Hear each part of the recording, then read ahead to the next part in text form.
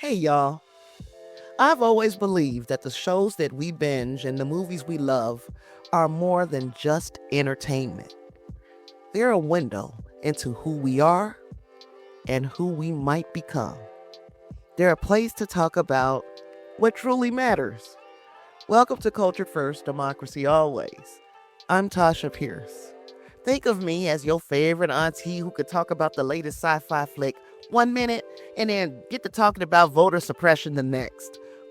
On this podcast, we break down pop culture from the movies and TV shows you love to the books you can't put down to talk about power, talk about freedom, and talk about survival. We'll connect these stories to our current politics and the constant, everyday resistance we all face. Because culture shapes who we are, and democracy is the freedom to be that person. Culture first, democracy always.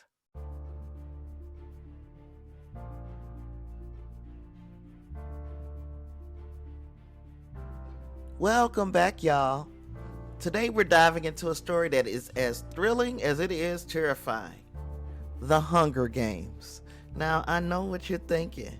Tasha, is just a movie or it's just a book. But that's exactly the trap. What happens when entertainment becomes a tool of control? When the spectacle distracts, manipulates, and maintains fear? Panem shows us exactly how it works, and more importantly, how resistance starts small, sparks big, and cannot be ignored. So here's where we're going today. First, we'll walk through the world of Panem and how the games keep people in line. We're going to look back at history to see how old this playbook really is. Then we'll look at Katniss' story and how resistance can begin with the smallest act. Next, we'll connect the Capitol's tricks to our own world today, looking specifically at how authoritarian regimes weaponize media and culture. And finally, we'll talk about how you and I, yes, us, can resist the spectacle in our everyday lives. So let's step into that arena together.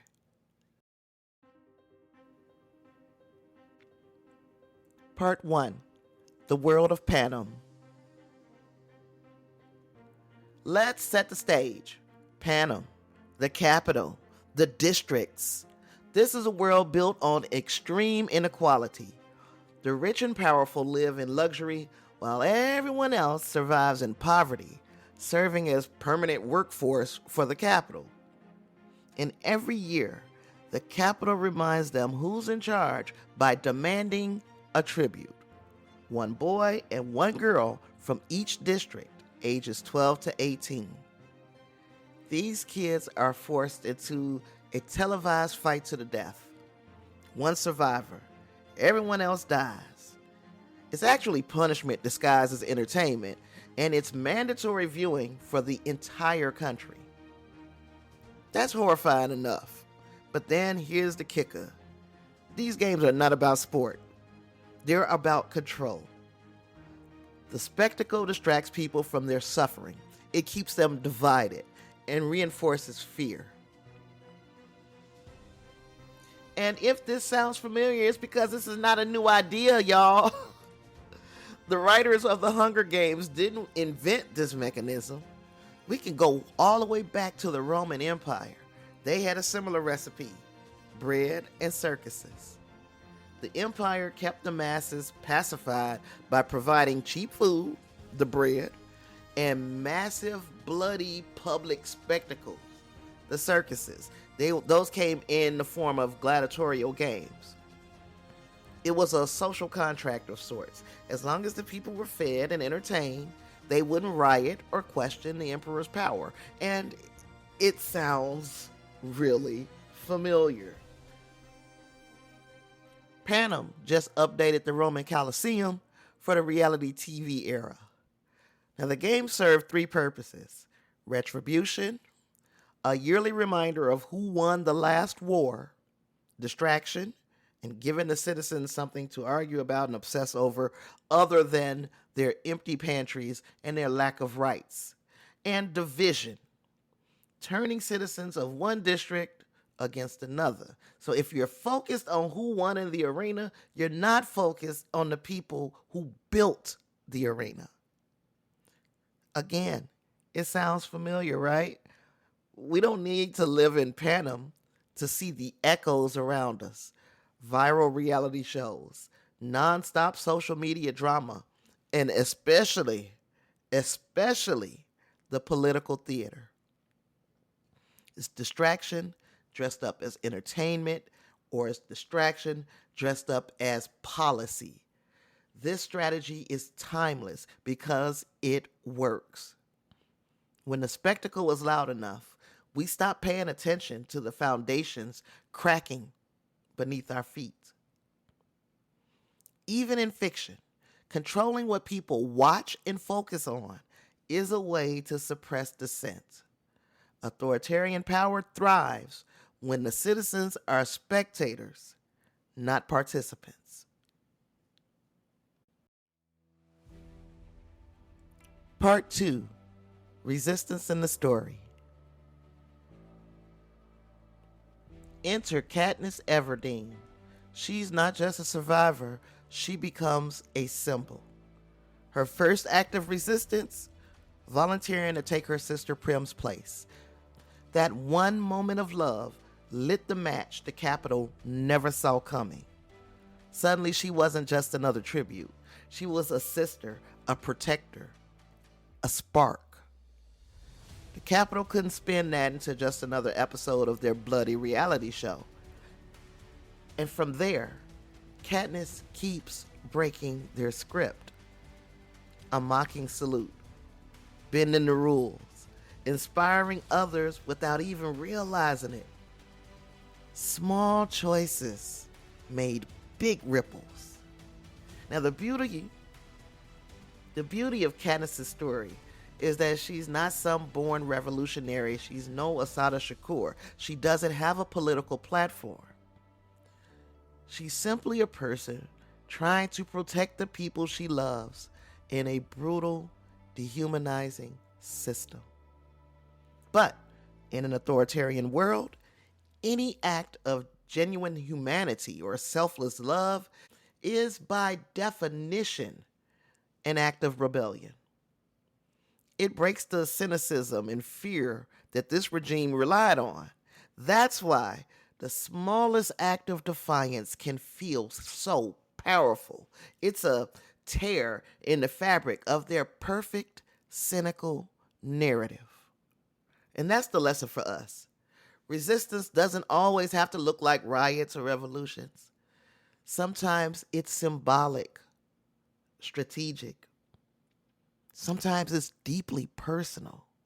That's how real-world movements grow. They start with a crack of light in an otherwise dark world. So, what's one small symbolic action you think could spark change in your community? I want to hear from you, y'all. You can find me on Instagram, Blue Sky, or Threads at Culture First, always. Part 3, The Capitol and Modern Parallels. Now, let's zoom out. The true villain here isn't just the games. It's the system behind the games. The Capitol rules with media control, surveillance, and public punishment. They keep people divided and distracted so nobody questions the bigger picture. And in our own world, same playbook, different stages. Beyond viral social media drama, authoritarian creep today is deeply dependent on the Capitol's greatest tool, weaponizing culture and media. They don't have to ban TV. They just have to flood the zone. They manufacture outrage cycles and culture wars that are designed to be emotionally draining. If we're so exhausted by arguing about a niche, made-up crisis on TikTok, or arguing about which book should be banned, we do not have the energy to organize around voting rights, infrastructure, health care. It is exhausting by design. It is a feature, not a bug. It's the political equivalent of forcing the districts to be mad at each other over who gets a new pair of boots, instead of being mad at the capital that controls the whole supply chain. We see this when state-run media or media platforms heavily influenced by the powerful focus relentlessly on a single sensational issue in order to bury actual policy changes that enrich the elite or hurt the populace. They need us to hate each other so we don't look up and see the hand pulling the strings. Grown folks know this. When somebody keeps starting drama, they are usually trying to distract you from what they're doing behind your back. The same principle applies to politics. When you see non-stop, ridiculous spectacle, you have to ask yourself, what is this noise protecting? What are they hoping we won't notice? So when you recognize the spectacle, you see the control, and you can choose to resist. Focus is our greatest weapon against distraction. Part 4, reflection and action. So what do? We don't have to volunteer for a bloody arena, but we do have to choose to stop being passive spectators. First, we need to recognize the capitals in our own lives. When we see that sensational headline, pause before we click. Ask ourselves, is this trying to inform me or just get me riled up? And when we scroll past another viral outrage, we can ask ourselves again, what bigger story is being buried right now? That simple act of questioning is rebellion. That's using our brains for focus, not friction. The second thing we can do is find our own version of the Mockingjay pen. Small, symbolic ways to resist. It can be as small as sharing a verified news story instead of a rumor.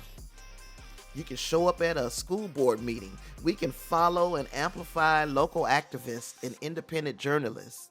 These are our arrows, and every single one of them counts. Remember, hope is an action, not a feeling. When we choose to resist the spectacle, we're choosing hope. And remember, Katniss didn't take down the Capitol all by herself. It was the ripple effect of people she inspired. People in all the districts who chose to see themselves as allies instead of competitors. That's how change always works. So, what can be a small act of resistance that you can do this week? Could it be attending a city council meeting, sharing a verified news source, supporting a local activist? Send me an email at culturefirstalways@gmail.com because I'd love to hear and share your stories.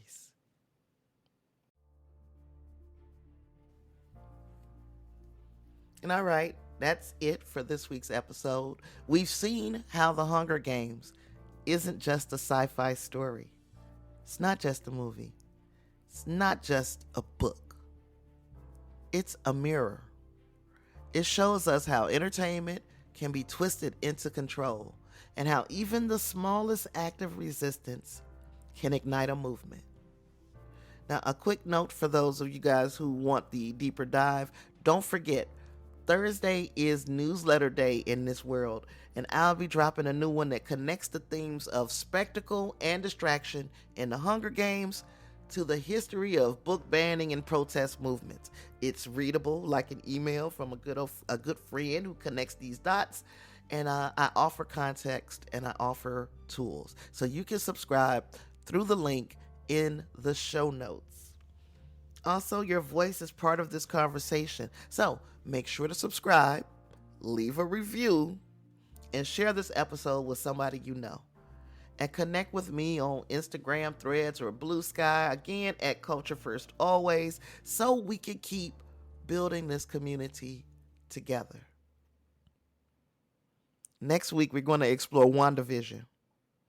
WandaVision, yeah, that's a story about how even the perfect sitcom world can be a cage, and what happens when the illusion breaks. Until next time, I'm going to continue looking for the next lesson hidden in plain sight. You should too.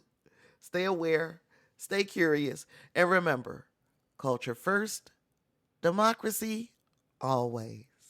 I hope this episode gave you a new way to look at the stories around you. It's so easy to feel alone in this work, but remember, there's a whole community of grown folks out here connecting the dots. If you're not already subscribed, my newsletter drops every Thursday and provides a deeper look at these themes. It's like an email from a friend who's just a little obsessed with connecting culture and politics. You can find the link in the show notes. And also, let's connect on social media too. I'm on Blue Sky, Threads, and Instagram, and I just love continuing these conversations with you all throughout the week. Thank you so much for listening. Be sure to tune in next Wednesday for the next episode. And I'm Tasha Pierce. Culture first, democracy always.